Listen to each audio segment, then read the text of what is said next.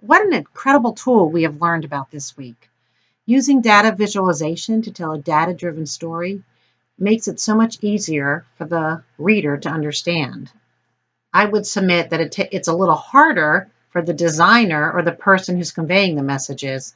But again, it's really all about the end user, the client, or our consumer, and it really needs to be easier for them. The print ad I selected for this week is called Fish Farm, and that's farm as in pharmaceuticals. The ad was designed to illustrate the fact that antidepressants and other pharmaceuticals are now showing up in fish tissue. Yikes. These pills represent the relative amounts of 4 pharmaceutical drugs found in fish pulled from Chicago's North Shore Channel and tested by Baylor scientists. It really was an eye-opening way to show a new type of pollution source is really our medicine cabinets. Effective? You bet. The illustration is easy to grasp.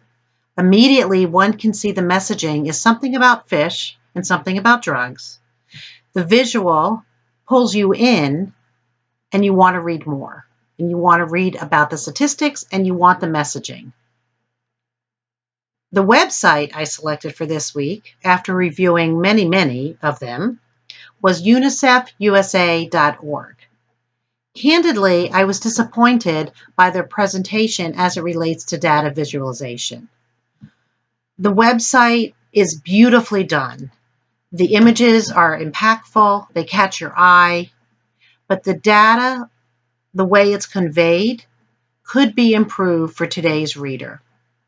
I pulled one report for you that I've included in our link this week, and it's called Uprooted: The Growing Crisis for Refugee and Migrant Children.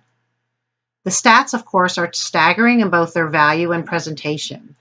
But if you look through the report that I found on their website, it's just too many charts and graphs. I think there's too many charts and graphs overall, but there's also too many on the page. Overall, it's a whirlwind of colors and swirls. That's all I can really remember after reviewing these for so long. All that color was something that really stood out for me from our lectures this week, not to use so much color.